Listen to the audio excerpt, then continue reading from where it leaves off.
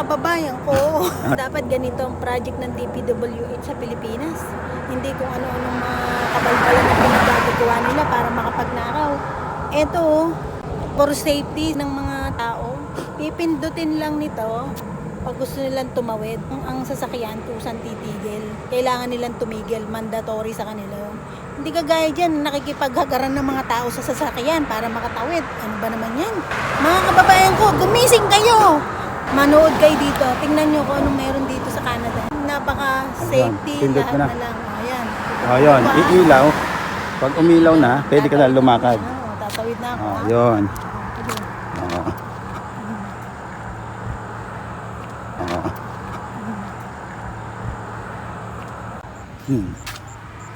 Yun. Makakatawid kayo, ligtas, hindi kayo mababangga. Hindi kagaya ng ano dyan, pa nakikipagpatintero ang mga tao sa sasakyan. Oo. Hirap-hirap tumawid. Aya. May napanood kami sa Pilipinas na bangga, talsik ang kaluluwa. Sumiwalay talaga sa katawan.